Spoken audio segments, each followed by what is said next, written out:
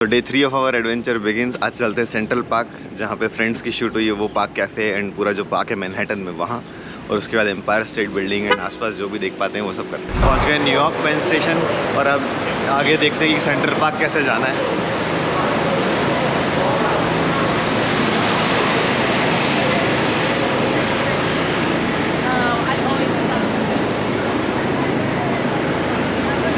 Souvenir खरीदने के लिए आपको क्विक टिप दे देता हूँ मैं कि न्यूयॉर्क में आप सुवेनियर्स नहीं खरीदें कहीं भी।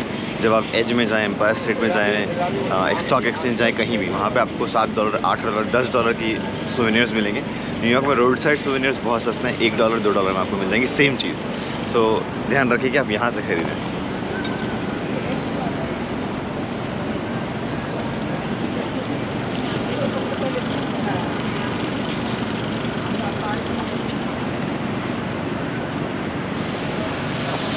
और इसके लिए आपको कहीं और नहीं जाना पड़ेगा। ऐसा नहीं है कि आपको कहीं और जाना पड़ेगा इसको ढूंढने के लिए। हर स्ट्रीट पे, जैसे अभी हम लिटरली बहुत मेन एरिया में खड़े हैं, जो 6th स्ट्रीट है वो 6th स्ट्रीट, और यहाँ से पेन स्टेशन बिल्कुल पास में है। तो एम्पायर स्टेट बिल्डिंग है, ये सब यहीं पे, और इसी एरिया में आपको स्ट्रीट साइड शॉप पे इतना सस्ता सब कुछ मिल जाएगा, तो यहीं से खरीदें। और ये मैं फर्स्ट टाइम देख रहा हूँ स्ट्रीट पे कि YSL, गुची, सारे बैग्स मिल रहे हैं जो कि इंडिया में होता है वो यहाँ भी हो रहा है। ये तो मैं शॉक्ड हूँ देख के। So good. Louis Vuitton and all। और ये स्टेशन के अंदर है हम लोग। तो अभी पहुंच गए हैं सेंट्रल पार्क, जहाँ पे जो काफ़ी पॉपुलर है सेंट्रल पार्क न्यूयॉर्क का, वहाँ पे। और आसपास जो फ्लैट्स हैं, अपार्टमेंट्स हैं कुछ, उनकी प्राइसेस 100, 200, 300 करोड़ तक है एक एक अपार्टमेंट की प्राइस। तो 300 करोड़, 400 करोड़ तक के अपार्टमेंट्स इस एरिया में है। One of the most expensive areas में से एक है ये। और स्ट्रीट पे भी चीज़ें मिल रही हैं, तो उसी तरह की जो न्यूयॉर्क वाइब है वो यहाँ पे भी मेंटेन्ड है।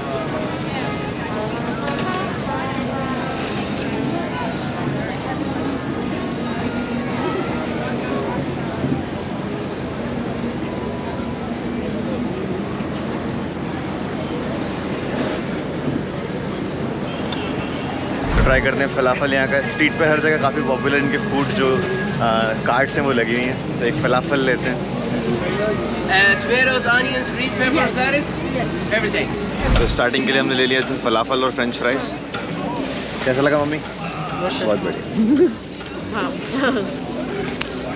अब इसके बाद खा के निकलते हैं सेंट्रल पार्क, थोड़ा घूमते हैं और फिर आगे देखते हैं कि कहाँ जाना है। तो सेंट्रल पार्क की 6 घंटे की वॉक है अगर आप करते हैं पूरी, ईस्ट से लेके वेस्ट तक की। और अगर आप वॉक नहीं करते हैं तो आप 4-5 ऑप्शंस अवेलेबल है। साइकिल ले सकते हैं, स्कूटर ले सकते हैं, ये रिक्शा ले सकते हैं। सबकी प्राइसिंग अलग अलग है। $15, $15 की साइकिल है, $25 का ई स्कूटर है, एंड ऐसे करके प्राइसिंग बढ़ती है। ये जो रिक्शा है ये $150 का 1 घंटे का है, 30 मिनट का एक्चुअली, और फिर प्राइसिंग बढ़ती जाती है इसकी। अभी क्योंकि इनका बिजनेस स्लो है तो उन्होंने हमें बोला कि 150 में आपको हम 1 घंटा घुमाएंगे, हाफ प्राइस करके। तो $150 में 1 घंटे में आपको 6 घंटे अगर आप वॉक करते हैं, उसकी जगह पे 1 घंटे में आपको टूर से 4 जगह दिखा के ले आएंगे वापस। सो अप्रॉक्सीमेटली 12,000 रुपीज़ पड़ेगा, बट सेंट्रल पार्क कवर हो जाएगा और वॉक भी इतना नहीं करना पड़ेगा। तो उसने वही बताया कि वॉक करके आप इतना कवर नहीं कर पाएंगे। तो चलते हैं, रिक्शा में बैठते हैं और घूमते हैं सेंट्रल पार्क।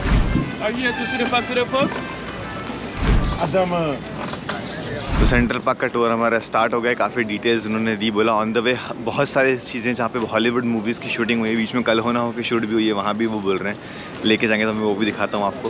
पर अराउंड द सेंट्रल पार्क यहाँ पे काफ़ी बड़े बड़े मूवी स्टार्स वगैरह के घर हैं, और सामने जो पेंसिल स्ट्रक्चर में बिल्डिंग है अभी दिखाता हूँ, उसमें 300-350 करोड़ के अपार्टमेंट्स वगैरह मिलते हैं। सो जैसा मैंने बोला एक्सपेंसिव एरिया तो है ही, बट व्यूज़ भी बहुत अच्छे हैं। तो वो one of the most expensive buildings में से है।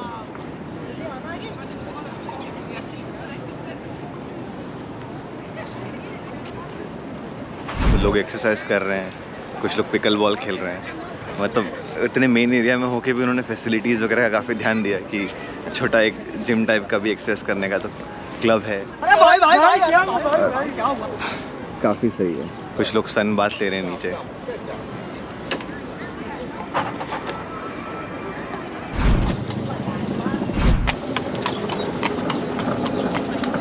स्टुअर्ट लिटिल मूवी जहाँ शूट हुई थी उसकी लेक थी, और अभी मैं खड़ा हूँ जहाँ पे कल हो ना हो मूवी शूट हुई थी।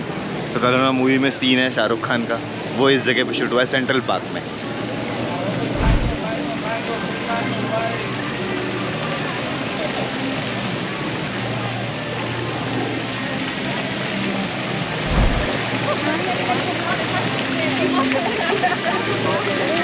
और इधर टनल है, तो ये काफ़ी पॉपुलर स्पॉट्स हैं, बहुत सारी मूवीज़ में आए हैं।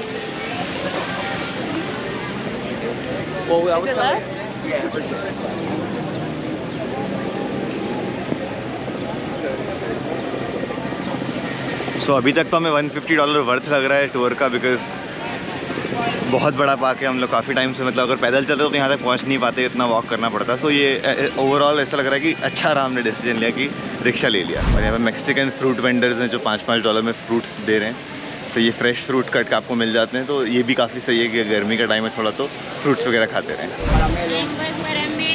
सो मैंगो वगैरह है, तो बिल्कुल इंडिया जैसा लग रहा है।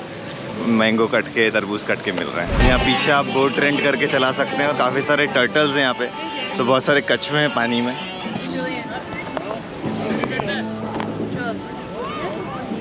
जगह जगह सेंट्रल पार्क में खाने पीने की शॉप्स है। स्ट्रीट कार्ड्स जो हैं वो अलग अलग आर्टिस्ट परफॉर्म कर रहे हैं, जो छोटे छोटे जगह जो स्मॉल आर्टिस्ट हैं वो लोग कर रहे हैं, जैसे गिटार वगैरह बजा रहे हैं। और ये पूरा एरिया जो है मैनहट्टन के बीच में सेंट्रल पार्क है, वहाँ पे कुछ भी नहीं था, लैंड थे, आर्टिफिशियली क्रिएटेड है पूरा पार्क।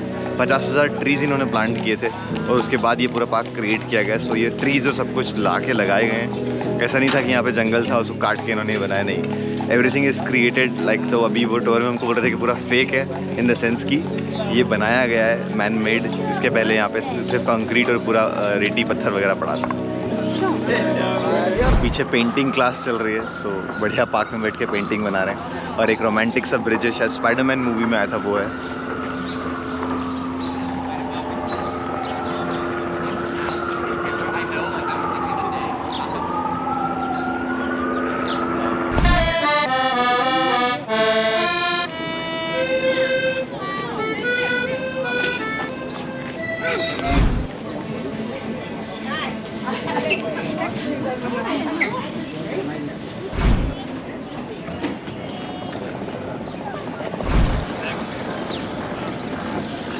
तो ये डैनियल वेबस्टर की स्टैचू है, जिन्होंने मरियम वेबस्टर डिक्शनरी जो है वो बनाई है। तो एग्जैक्ट 1 घंटे में हमारा टूर कंप्लीट उन्होंने कर दिया।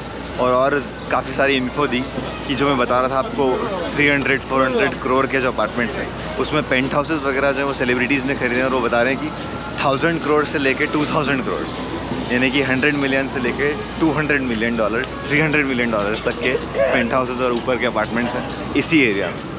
सो 2-2 हज़ार करोड़ के अपार्टमेंट्स, एक माइंड ब्लोइंग प्राइसेस हैं।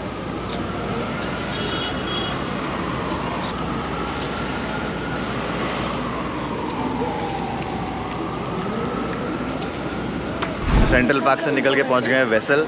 ये भी बहुत पॉपुलर है। पहले यहाँ पे ऊपर जाना अलाउड था, ऑल द वे अप आप सीढ़ी चढ़ के ऊपर जाते थे, पर अभी कुछ पिछले 1-2 सालों में सुसाइड इंसिडेंट्स के कारण उसको बंद कर दिया। सो अब आप ऊपर नहीं जा सकते, बट एटलीस्ट देखने में तो काफ़ी अच्छा लग रहा है।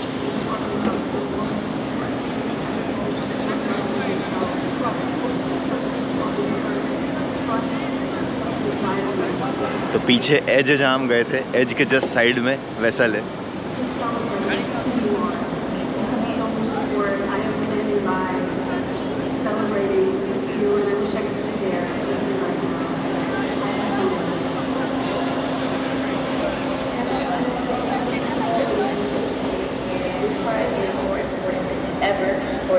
थोड़ी वॉक इस एरिया में करते हैं और फिर देखते हैं कुछ खाने का। 80 लाख लोग यहाँ पे रहते हैं, 8 मिलियन यहाँ की पॉपुलेशन है न्यूयॉर्क सिटी की, एंड 800 से ज़्यादा लैंग्वेजेस बोली जाती हैं। तो इसलिए New York one of the most cosmopolitan cities में से एक है। 800+ लैंग्वेजेस, यानी कि आउट ऑफ 10 पीपल 4 लोग ऐसे हैं जो अलग लैंग्वेज बोलते हैं। सो उतना, और कल्चर, फूड, सबका मिक्सचर है, and that's why New York city इतनी पॉपुलर है।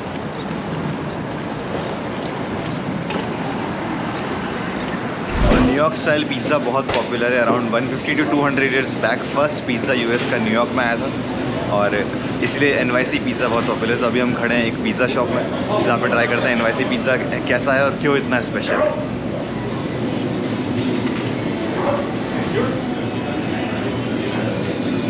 और पिज़्ज़ा न्यूयॉर्क में स्लाइस के थ्रू मिलते हैं, सो पिज़्ज़ा बाय स्लाइस। और एक जनरल बात ये है कि पिज़्ज़ा का जो प्राइस होता है वो जो ट्रेन की टिकट है उसको मैच करता है अप्रॉक्सीमेटली, रफली दोनों बराबर चलते हैं। ये अराउंड 100 ईयर्स बैक से चल रहा है, जब से ट्रेन चीज़ें स्टार्ट हुई, 50 ईयर्स के अप्रॉक्सीमेटली। सो उतने टाइम से ट्रेन का प्राइस, आपको चलने का और पिज़्ज़ा स्लाइस का प्राइस बराबर। इसको इकोनॉमिस्ट जो है वो पिज़्ज़ा प्रिंसिपल भी बोलते हैं NYC के अंदर। ये एक चीज़ अक्रॉस न्यूयॉर्क हमने देखा जो बहुत कॉमन है कि हर शॉप यहाँ पे बहुत छोटी है और जनरल शॉप्स में जो रेस्टरूम्स है वो अवेलेबल नहीं है। तो ये थोड़ा सा अलग है क्योंकि जनरली हम कहीं भी जाते हैं तो सिटीज़ में काफ़ी स्पेस होती है, बट NYC में ये स्पेशल बात है कि हर शॉप बहुत छोटी सी जगह है और फिर भी खचाखच पूरे और लोग पिज़्ज़ा है, अलग अलग तरह का जो कुजीन है वो एंजॉय कर रहे हैं। तो आ गया हमारा पिज़्ज़ा।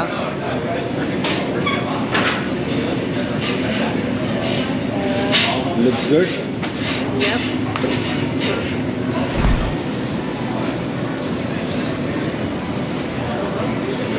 तो क्रस्ट डेफिनेटली अलग है, ऐसा क्रस्ट इन जनरल हमें कहीं मिलता नहीं खाने को, इसीलिए NYC पिज़्ज़ा पॉपुलर है। सारे पिज़्ज़ा टेस्ट करते हैं फिर आगे चलते हैं एम्पायर स्टेट बिल्डिंग घूमने के लिए।